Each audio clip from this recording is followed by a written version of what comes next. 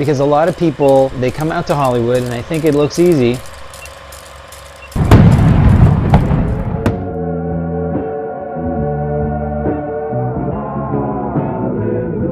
Say I won't throw my soul away, yeah. I won't throw my soul away. No, I do it because I don't want to do anything else. In the 6th century BC, an actor named Thespis founded a profession that would influence the world forever. For most, it wasn't as simple as waking up to realize acting was something they wanted to do. When I started performing, I was like 3, so I didn't call it acting. I just got up on stage again and again and again. As a child, I always used to mimic what I saw on television. And it kind of was a bad way, but even when I go to school, I mimic the teacher, or I get in trouble for, like, you know, mimicking the teacher. I get in fights for mimicking my friends. Once I came to college, I didn't really know what I exactly wanted to major in. Fall comes up, I audition for my first play. And this is my first audition ever, and I get cast one of the lead roles. So, I mean, from that day forward, you know what I'm saying, it was like, all right, God, I hear you, you know what I'm saying, you should act. And that's what I did, and I mean, that's where it started. My first connection to acting was through my love of reading. So I would read books all the time. My mom will tell you, like, at the dinner table, like walking across the street, like I'd get like 20 books from the library and they'd be done in 2 weeks, not exaggerating. And I'm an only child, so my parents were really busy when I was younger. I didn't have a lot of people to play with, and I would just read and literally like go into these characters' minds, and I would act them out. According to these artists, there is more to the dramatics than what meets the eye. I would say I bring a lot of stuff from my childhood, like a lot of rage I had, you know what I'm saying, from fights, always being misunderstood. I can play a misunderstood person easily because I can go back to that place when I was, you know, in elementary school, when I'm living in the hood, but I'm intellectual, so it's kind of like everybody picking on me because I'm saying big words and stuff. So I can like go back into that part and bring back that feeling of feeling awkward or feeling out of place, sadness. You know what I'm saying? I can bring back every part of when I was ever sad in my life. You know what I'm saying? Or my brother getting locked up in jail. How did that make me feel? Choosing to do what you love should be easy until the people you love make it hard.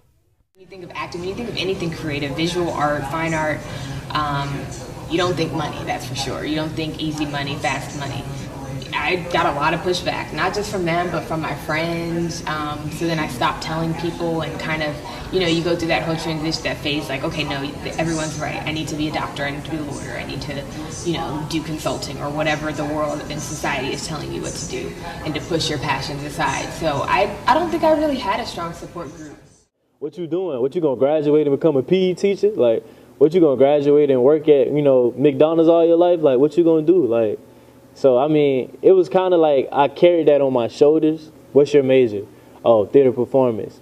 And then people looking at you like, oh, you about to breeze through college. Well, you don't really know what, you know, the major actually entails into itself. And I feel like acting is one of the hardest things in the world. My family not believing in me the way that I wanted them to, and feeling like my dreams were stifled or my dreams were being judged because this is what I felt like I was born to do. We get to take people away from the pain and the hurt that's going on, and we see on the news every day, the Me Too movement. The Me Too and Time's Up movements were the hot topic in Hollywood. Big name A-list celebrities are also sharing their stories. The other night to see Me Too trending, and when I first saw it, my arm went numb. Yeah. Within 24 hours, 4.7 million people around the world engaged in the Me Too conversation. It's the worst kept secret that women have been dealing with. And I shouldn't say only women, because it happens on both sides, but particularly, I mean, we know that the scale is certainly uneven in terms of, you know, who experiences it, and it's primarily women. I didn't get the red flag yet until like he like had pulled up too, and he was like talking about how fancy his car was, and then I was like, okay. Then we walked in and there was like no one else in there. It was like dark, and then he like locked the door. I was super uncomfortable, everything was going off, and long story short, like by the end of he walked me through, and I was like, okay, I have to get back to work now. I have the same fervor to keep the conversation alive and and move the needle in terms of action so that we can get out of that place as anybody else does. I think that's just humanity. Nobody should use use business as a form to get pleasure out of somebody or taking advantage of somebody. Like, I agree with the movement. If it stays, you know what I'm saying, in the secrets, in the dark shadows, nobody's gonna know about it. Or some people have been bribed to keep their mouth shut. I mean, listen, actors are people. Yeah. So, you know, take actress away from it, and what makes a woman not go after her rapist? What makes a woman not report her supervisor in her 9-to-5 job when, you know, he makes inappropriate comments or... Record me screaming, "Mommy!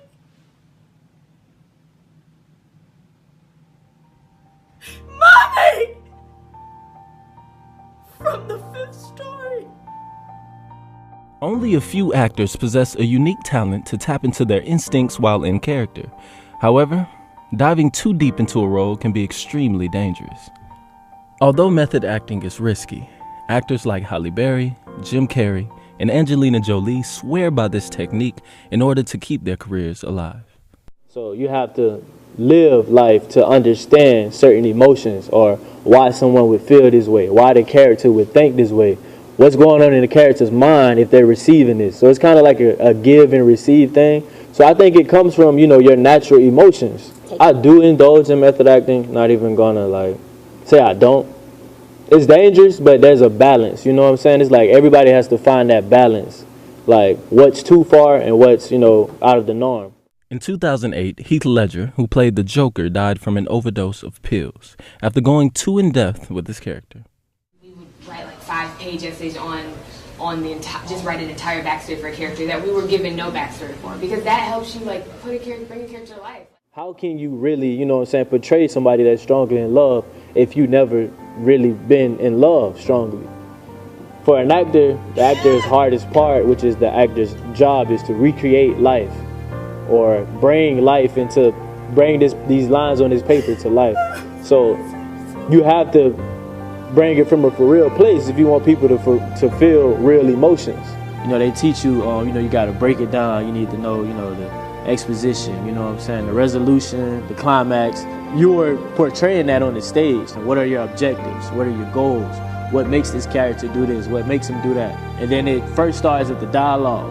And then the dialogue, there comes the actions, you know what I'm saying? And then with the actions, there comes your movements. And then once your movements and everything are together, that's the fun part on the stage. It's 90% in the analysis and 10% on the stage. It's important for actors not to use things that you haven't dealt with yet, because you can, and I've done that, yeah, I did that for a short film a couple years ago. I filmed in Oregon, and I used something that had just happened to me in order to connect to the character, in order to produce tears, because I didn't really know. And I was messed up. We just filmed our 5th episode 2 weeks ago, and I didn't expect to have to dig so deep into a character, but I did. I had to figure out who has been in my life that I've loved and that I've lost, you know? I encourage every actor, every creative, every person to go to a therapist. And I have an amazing therapist. And she helps me work through those things and helps me deal with them. And to be able to access those moments while you're acting, while you're in a moment, without giving over to them once the take is over. From a long and challenging road of self-discovery, the love of art lives on, and actors refuse to do anything else but what they love. It's a fire in their hearts that's hard to deny. I'm finally at the place where I don't care about what anyone thinks, and I can finally speak my truth to the world and give the world my art, my version of art, my best version of it, and let them judge. I don't care. It's what brings me back. It's what keeps me in when things are a little ridiculous. You stay the course because the desire is more of a requirement of your spirit. You know how many people don't learn from just watching a movie, how many lessons you get from that?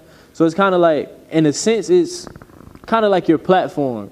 For me, it's the passion and knowing that I can help people with this.